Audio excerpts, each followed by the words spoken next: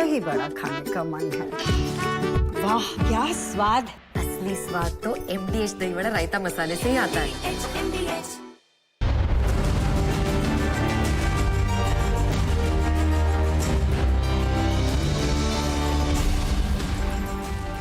Hello and welcome. You're watching the Monday edition of This Is Exclusive with me, Shavin Sen. In his final moments, 28-year-old pilot Lieutenant Siddharth Yadav, who belonged to Haryana's Rewari, made a split-second decision that saved countless lives. Now, as the aircraft that went down, the pilot heroically steered it away from a densely populated area, preventing a larger disaster. Not only this, he also ensured his co-pilot's safety by ejecting him first before sacrificing his own life. But this story isn't just about that. It's about the larger questions we are asking on the aging aircraft of the Indian Air Force, the Jaguar. It's about that aircraft which the young and brave Siddharth Yadav was flying before it went down. It's about the 30+ accidents that have happened since 2017. This, ladies and gentlemen, is the story.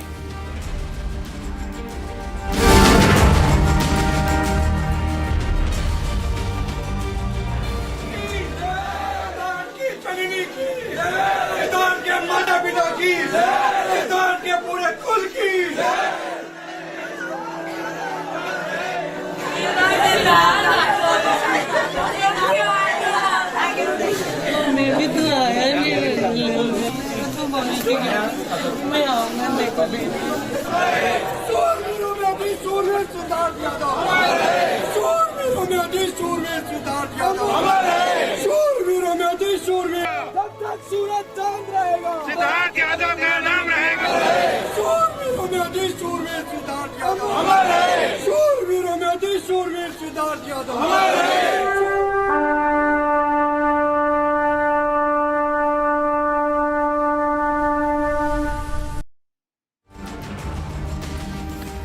Ladies and gentlemen, a scathing report by the Comptroller and Auditor General from 2017 and 2019 highlights serious issues in India's defence aviation, particularly the absence of aeropilot systems in the Jaguar aircraft. Now, according to this particular report that we have accessed, only 35 out of the 108 Jaguars in service are equipped with autopilots, severely impacting operational efficiency.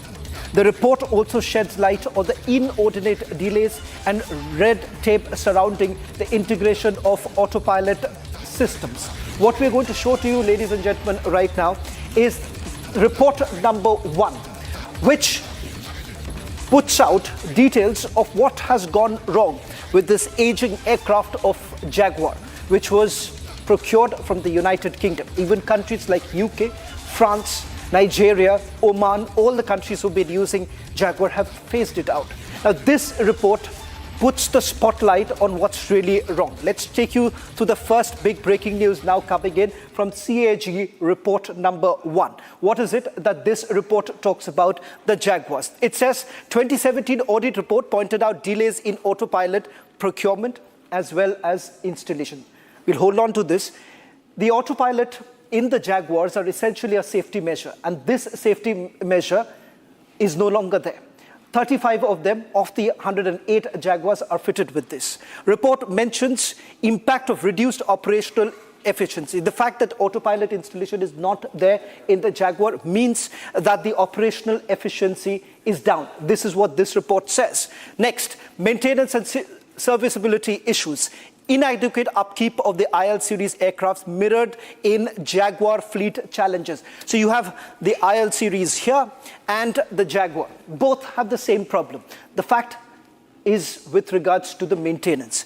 Now, there are serious security gaps at the air bases. This is what the report says. Non-functional under-vehicle scanning system in place which compromises base security. Again, this is an allied issue. Not exactly related, but it's an allied issue which finds a mention in this report. There are systemic failures, issues in procurement, maintenance and infrastructure stalling modernization. Now, this is what the CAG says as far as the defense acquisition plans are concerned. Now, ladies and gentlemen, this is the reason why our aircrafts have been going down. The fact that it hasn't gone through service maintenance. Let's take you through the other details we are picking up. This, ladies and gentlemen, is with regards to the number of years that these aircrafts have spent. 40 plus years in service. These are aging airframes. Let's quickly take you through the other details coming in. Structural fatigue limits further upgrades. So there aren't enough upgrades that are actually happening with most of these aircrafts. Now, here, reduced payload and performance. That means underpowered engines which are now being used. All finds are mentioned in the report that we have accessed. Now, let's take you through the others. Re-engineering stalled by high cost and complexity. So you cannot perhaps really bring in the much needed change in the engine and the thrust that one could give to these engines that are being used. Let's take you through the other details that we're picking up from the report.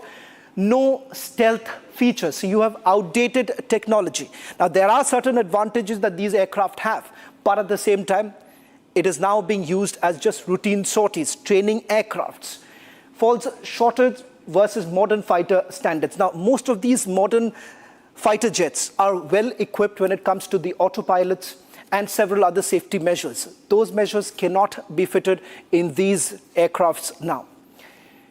Upgrade funds clash with new aircraft procurement. I'll get into the details of this with the second breaking news now coming in, the other big report, the CAG report, which talks about the entire mechanism of how they are procured, how the aircrafts are procured and how it is completely stalled, and it is not limited to the Jaguar aircraft. Forecast tough prioritization. There are budgetary constraints too, and that is the reason why you'll see much of these upgrades not happening as per this report. Let's quickly move on to the others. Now, let me take you through the other breaking news now coming in. This is with regards to the second report that we have accessed, and this report, ladies and gentlemen, has not been made public. The reason being is this. Here you have the report clearly stating that the defense acquisition system in the country is fraught with what they are calling an inordinate delay and inefficiency. I'm quoting from the CAG report, and this report has not been made public. They go on to say that the entire system was not geared to assure value for money, air assets that were acquired of the required quality at the optimum price and within the given time. It's a scathing report which talks about the entire acquisition process. Now, let me just quickly take you through the second report that has been accessed, which has not been made public. And I'll tell you why it has not been made public, because you have scathing remarks being made by the auditor with regards to the defense acquisition process itself. It says significant delays in initiating replacement of air assets. This compromises the air power of our country. Next, this is after the delay in the procurement proposal, and here they make a mention of the evaluation of technical and commercial bids, which, according to this report, it says it does not demonstrate consistency, objectivity, and fair play in selection. Now, here, new systems that are delivered after expiry of the existing assets. That's because by the time they are essentially preparing their RFP, it goes into another stage of delay. They say hangars, buildings for basic trainer aircrafts not completed even 5 years after the receipt of aircraft. So you have the allied infrastructure also compromised heavily. And this is what the auditors say. No assurance that the products that are acquired met user standards. Now, this is after you have the auditor going through the entire process of acquisition of the Chinooks, the entire process of the MMRCA, and various other assets that were brought in. Air staff quality requirements, ASQR, not met during the evaluation. I'll just quickly explain. Now, this is something that is prepared by the Indian Air Force whenever there is an procurement policy. They say that it has been done in such a manner that most of the vendors, a good percentage of the vendors, do not even qualify for this ASQR. ASQRs modified multiple times without recorded reason. They say that this is the reason why essentially most of the vendors cannot even qualify. System of the vendor identification heavily scrutinized. Now, there's a weak vendor database is what the CAG essentially indicates. Let's take you through the others. Air headquarters didn't maintain any vendor database. Now, this is, again, a finding of the auditor of our country saying that the air headquarters are not maintaining the vendor database. If maintained database not made available to the audit by the ministry. Now here comes the caveat that the auditor says that they have not been provided with the details by the ministry itself. Now is it because of some sort of a national security concern? That is something that is not known. Now let's take you through the third big breaking news coming in tonight on This Is Exclusive. Now, there are massive delays in signing of the contracts. Now, we'll take you through the details of the contracts that we are talking about. Now, the report confirms there are delays, massive delays in the acquisition of air assets. If I can just take you through the list that has been put out by the auditor, which looks into some of the key acquisition that has been made, starting with the Apache to the LCA, and a few others that they've made a mention in this particular report, which goes on to indicate that there is a considerable delay. Some going into 110 months. That's the long period that you're looking at as far as the delay is concerned. Report 2 of the CAG basically makes a mention of them. There are delays that we are looking right now. Let me just put this out on your screens. Now, this will give you an understanding of the number of air assets which have been delayed over a period of time. Let's put that out. In fact, this is the CAG report number 2. And this report, ladies and gentlemen, has not been made public. Let's take you through the findings of the number of assets. These are some of the assets and the delay in signing the contract. Now, this is as per the CAG report. The CAG report says that our attack helicopters, the delay in contract signing was only about 105 months. 105 months is the delay when it comes to getting attack helicopters of our country. Let's move on to the next. Heavy lift helicopters. The delay in signing the contract was 113 months. That's the time it has taken to actually sign a contract to get the heavy lift aircrafts. Basic trainer aircraft, the delay in signing the contract is for about 36 months. Let's take you through the other assets that they made the mention. MA missiles. Now, these MA missiles also, there has been an inordinate delay of about 74. If this is supposed to be fitted in several of our fighter aircrafts. WW ammunition, there has been, once again, a delay of about 94 months in signing the contracts and bringing in. Doppler weather radar. Now, this is, again, important, keeping in mind that the weather conditions that most of these aircrafts operate, and you need the radar system to be in place. Now, there has been a delay in that too, about 96 months delay as far as bringing in the Doppler weather radar. Now, this, ladies and gentlemen, does not end here. The PP pods, which are basically fixed to the rear end of the aircrafts, there too there has been a delay in signing the contract. About 76 months it has taken to bring in.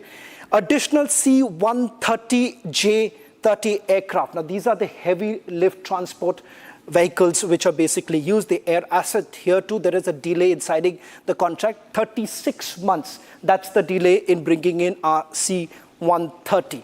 The recce systems, there the delay has been about 54 months. Just take a look at the list, and the list just does not end here. The CAG has maintained this, and it says the full mission simulators have also been delayed, and the delay is about 48 months just to sign the contract. This is the first step. Now, this is the first step that are coming in, and there has been a considerable delay on that. Now, where does the HAL really come into the picture? Now, before we go into the first question that we are putting out right now, it's important to point out here. The Indian Air Force cannot perhaps phase out most of these aircraft unless the phased out mission or the process is completed, which would essentially mean that the HAL submits their proposals and also follows the deadline. Now, why justify the engines in airframes unfit for high-altitude combat zones? The third question that HAL must answer, how many Jaguars are fully upgraded and operational? Because as per the audit report, it seems that only 35 of the 108 have even autopilots. What is HAL's plan to fix the broken logistics here? Because clearly, unless they are refitted, unless they're modernized, one cannot really continue with these aircrafts. Why continue investing in Jaguars when Tejas and Rafale they offer better? Now, these are some of the questions that even the Air Force chief had raised. In fact, the final question that we are also putting out, why no judicial probe into delays in acquiring autopilot systems? These are the questions that the HAL must answer, because unless HAL really provides with an alternative, there is no way that this can be phased out. In fact, ladies and gentlemen, most of the aircraft that we are talking about, particularly the Jaguar, has been phased out by countries like the United Kingdom, France, Oman, Nigeria. In fact, we spoke to one of the trainer pilots with the Royal Air Force who had played an instrumental role in training Indian fighter pilots. We asked him as to how exactly was it phased out in UK and what does it mean with Indian Air Force still continuing to use it.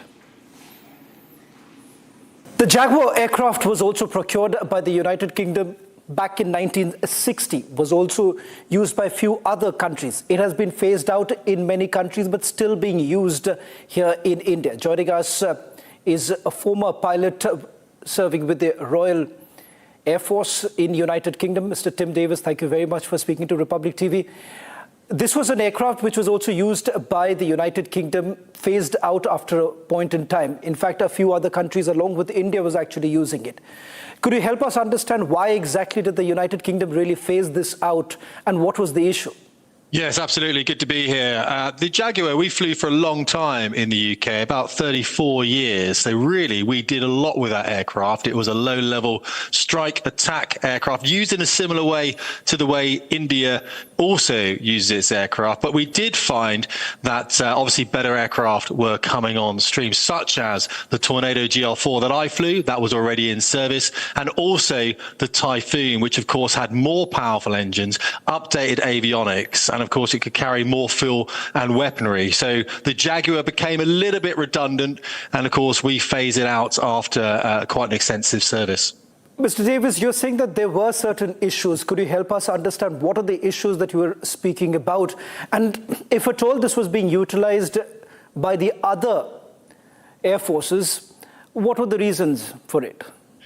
Yes, so obviously it was a single seat. Primarily single-seat, low-level strike attack aircraft. Had a very small wing, you see, it was one of the issues, and it was primarily designed as a flying training aircraft. But that proved very difficult for the students. Now, I trained a lot of Indian students in the Royal Air Force, very good pilots, all of them, and we sent them back onto aircraft such as the MiG-21 and the Jaguar. And the problem that we had is that some of those students were killed. The aircraft is a difficult aircraft to fly. It does take quite a lot of talent and a very good pilot to operate it. And the newer aircraft were much easier to fly with fly-by-wire systems and flight control systems. So really, the Royal Air Force, it did have some accidents with the aircraft. It couldn't carry as many bombs as other airplanes, and it couldn't also carry as much fuel. So these legacy aircraft pretty much just went by the wayside as newer aircraft came in and replaced them. How do you really look at the fact that it was still being utilized by several air forces, including the Indian Air Force, and the fact that some would argue that certain modernizations that were brought in actually helped this aircraft to be used longer? Yes, of course. And we looked at the Honeywell engine upgrade that you were doing for your aircraft and now being cancelled back in 2019, I believe, a very expensive upgrade. You have to take on the whole maintenance package. But even if you were to replace avionics and you were to replace engines, you've still got the problem with the fatigue levels on the overall airframe. There's only so much of an aircraft you can replace. And eventually you have to limit what that aircraft can do, how many Gs it can do, or how fast it can go. And that's when you start getting into costs such as replacing bits that are very expensive, and it becomes cheaper to just go into a whole new aircraft procurement program, which I see you're doing with HAL Industries, I believe, on the Tejas 2. As far as the Jaguars that were procured by India, it was produced jointly by United Kingdom and France. During the period that you were there, was there any discussion or was there any sort of a communication to the Indian Air Force that perhaps it was time to phase this out or bring in the much needed modernization and reforms in the system itself?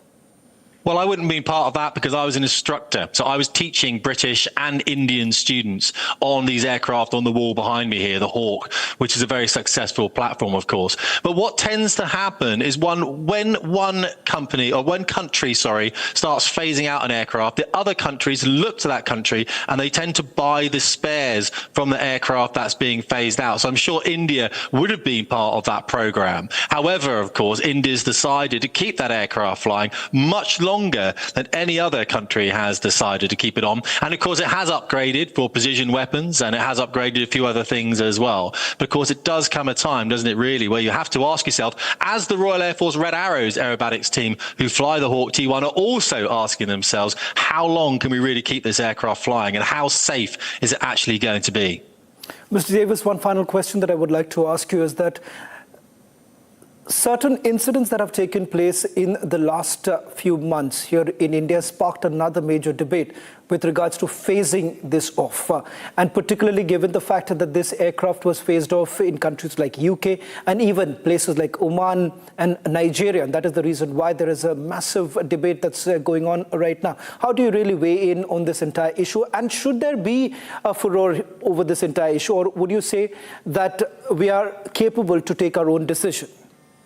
Absolutely, 100%. India always has been. Most definitely. It's a friend of the British people, and any advice that we can give to you, absolutely take as you will. The thing about the Jaguar, you have some very, very talented instructors and the talented pilots on that aeroplane that are keeping the young guys alive. But any one death of a pilot is an absolute tragedy. It should never happen. And what you tend to find is the older the aircraft is flying, then of course, unfortunately, the worse this is going to become.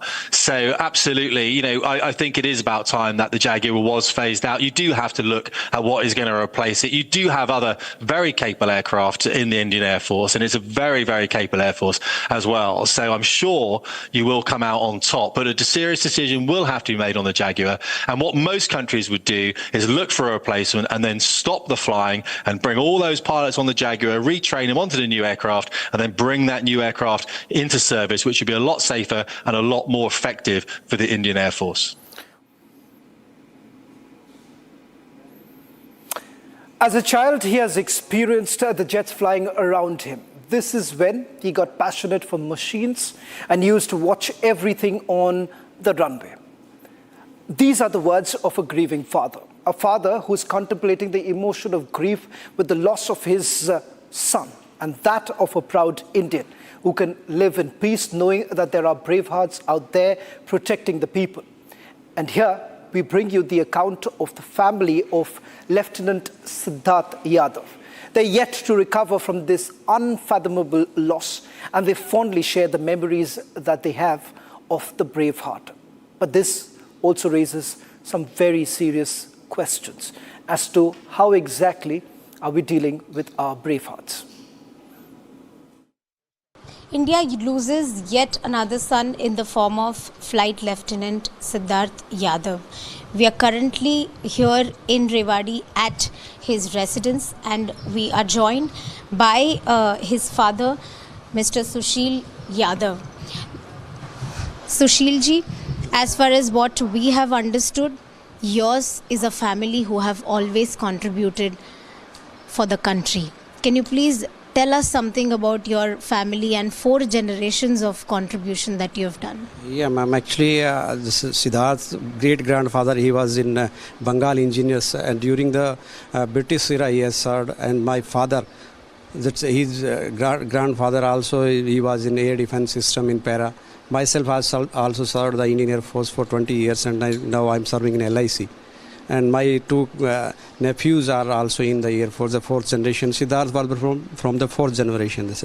He got the commission, the first commission officer in the family, ma'am.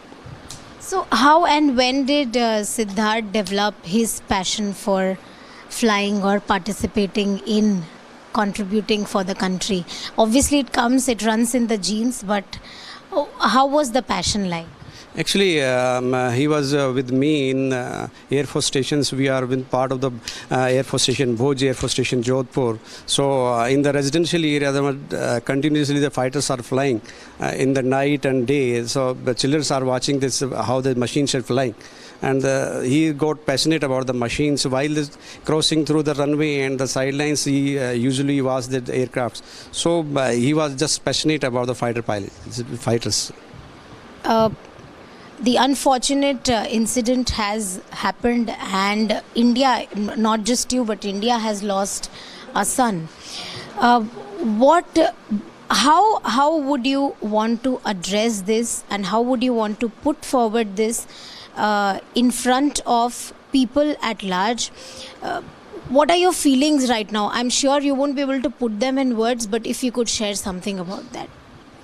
Actually, it is very painful for the father, but we are I have mentioned the generation, for the generation we are serving the army and air force. Let the people, somebody should go and serve the nation. It is definitely, ma'am, we have to secure our borders. So I have sent my son, it was his the hobby or the serve the nation. So he is gone, and it is unfortunate that we have lost him, but for the missions, he was on mission. So it's a part of his duty, and so it is painful for the father, but he was my only son. But he has lost for life for his country. That is proud for me. So we really salute your bravery and the contributions that, in fact, your family has made over 4 generations. And I'm sure nobody is to be blamed towards this untoward incident which has happened. But would you want to speak something regarding this? No, I will not blame anybody. We are fully operational, and we are capable of the fight with any force, any neighbors, our China or Pakistan. So we are very much capable of. But it was the incident, some bird strike was there, bird hit, and we have lost my sons due to this engine seize. So I will not blame anybody for this. Either some technical issue was there.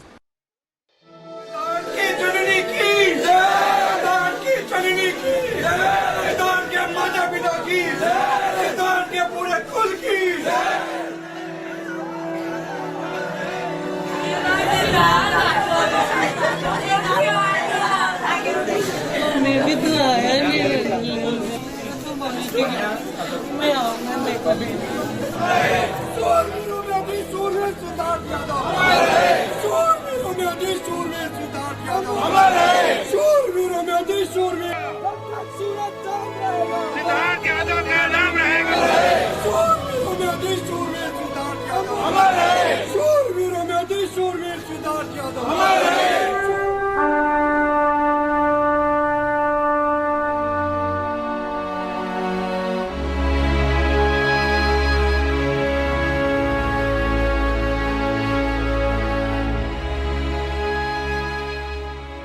लाल रंग इसका अपार, तीखा कम है फिर भी स्वाद, बेमिसाल बेमिसाल MDH Kashmiri, MDH Kashmiri. MDH